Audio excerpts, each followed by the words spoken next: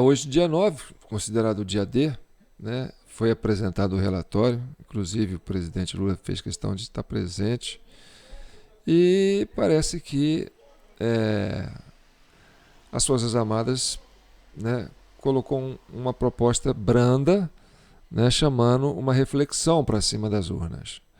Não falou assim, ó, tá errado, tem fraude, não falou isso, mas propôs, né, debruçar sobre o processo das urnas, né, para entender melhor, né, criar uma comissão ampla para debruçar sobre esses problemas que eles acham que podem interferir no processo, né, e fazer uma análise junto com esses técnicos, essas pessoas mais especializadas.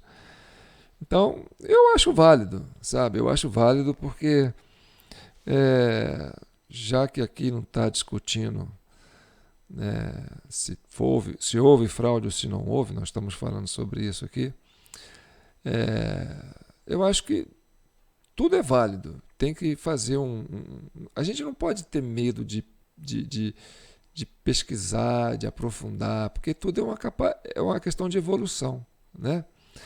E não pode ter medo de falar sobre isso agora também não, né? Porque a censura vai ficar pro resto da vida, né? Porque ninguém está questionando o resultado das urnas. Nós estamos debruçando sobre o problema das urnas eletrônicas, que é um tema que está muito recorrente, né? E que a proposta desse relatório das Forças Armadas, né, como uma pessoa que fez um acompanhamento paralelo, até um pouco limitado, né, fizeram sugestões de que aprofundem, né, essa análise baseada em alguns dados que estão sendo aí disponibilizados e que possam tirar conclusões a partir dessas análises. Eu acho que é válido, eu acho que se eu fosse o Supremo, né, o Superior Tribunal Eleitoral, aceitaria de bom grado, porque vai contribuir, né, para a evolução do entendimento, né, desse processo de votação eletrônica. E eu falo isso por quê? Né? Porque agora eu vou trabalhar com hipóteses, tá certo? Se houver alguma interferência humana, né, no processo, né,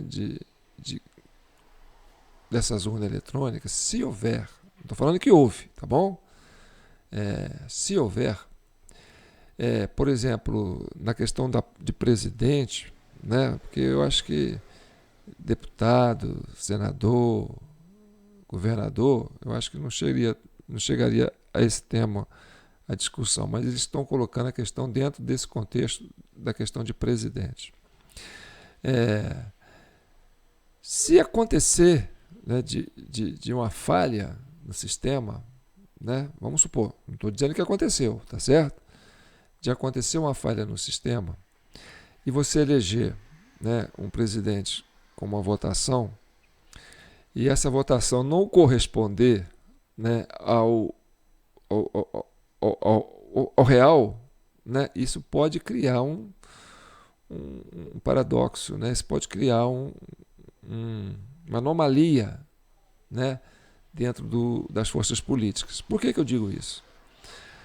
Porque, olha, você pensar assim, numa eleição polarizada como que foi essa, né, quem era Bolsonaro, quem era Lula, era Lula. Quer dizer, foi tão polarizado, mas tão polarizado, que eu acho que as pessoas nem conseguiam conversar uma com as outras a respeito do assunto. Dito isso, é muito difícil, sabe, um cara que votar no Lula votar num apoiador do Bolsonaro. Isso aí é quase né, considerado assim uma aberração. Eu apoio o Lula, então eu odeio o Bolsonaro. Quem tiver com o Bolsonaro eu odeio. Quem apoia o Bolsonaro eu odeio. Quem ia votar no Bolsonaro falou assim: eu odeio o Lula. Quem for votar no Lula, quem apoia o Lula, quem é candidato do Lula, eu não voto. Então, é muito provável e perceptível, né, que o candidato a presidente ele é um puxador de votos, né? E ele reflete isso na base de apoio dele. Pode ser que sim, pode ser que não, mas provavelmente reflete.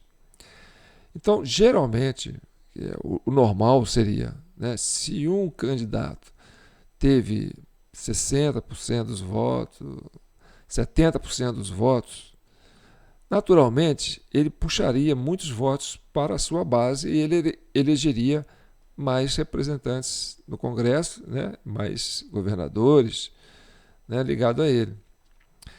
Se for fazer um levantamento a nível Brasil, né, quem fez mais isso, né, foi os que apoiaram o Bolsonaro. Então, dentro de uma lógica natural de forças políticas, a gente entende que provavelmente, né, o reflexo da liderança do Bolsonaro refletiu na base, né, dos seus apoiadores e que elegeram a maioria no Congresso. Tá bom. Mas quando isso não reflete no processo do voto do presidente, quer dizer, ele consegue eleger uma base maior, mas não consegue trazer voto para ele, isso é uma anomalia. Isso é uma anomalia. Tá certo? Agora vejamos o lado do PT.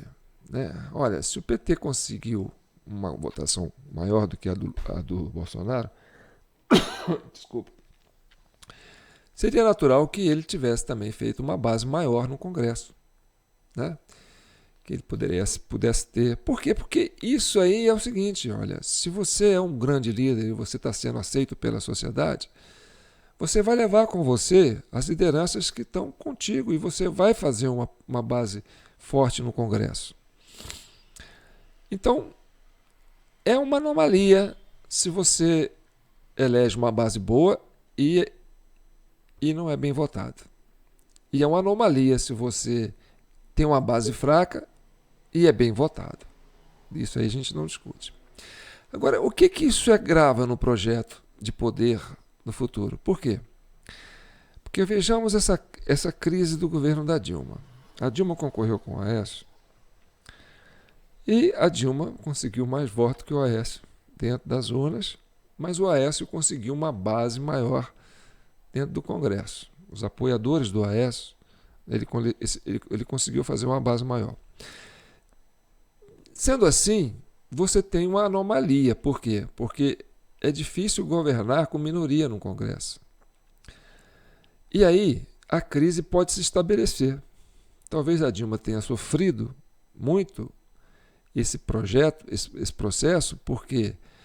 Porque uma das grandes queixas da Dilma foi as pautas bombas. Quem lembra da época, as pautas bombas. Ou seja, o Congresso aprova coisas que não vão ajudar o Executivo, vão atrapalhar o Executivo. Então, isso acontece dentro de um contexto de desequilíbrio de forças políticas. Tá certo?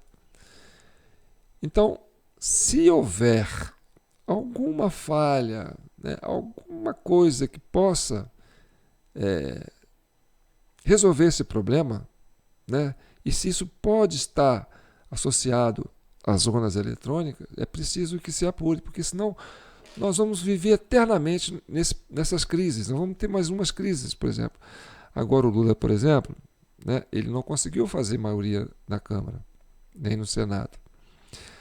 Então isso faz com que? Faz com que a gente entenda que ele não era uma preferência dentro do contexto eleitoral, porque ele não conseguiu atrair os seus transferir isso para os seus apoiadores.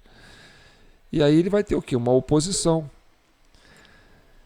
Aí qual que seria a estratégia do governo? Né? Cooptar os parlamentares. E como cooptar os parlamentares para votar um projeto favorável a ele? Aí entra uma outra discussão mais complexa ainda. Né? Como seduzir um deputado, um membro do Congresso para fazer maioria no Congresso? Aí é outra complicação.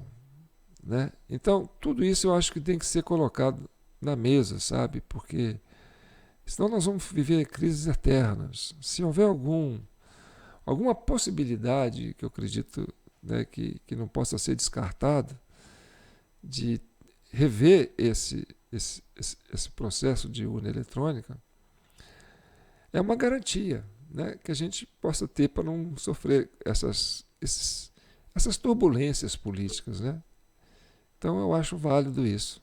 Eu acho muito válido. Vamos esperar, né, o que vai acontecer a partir daí.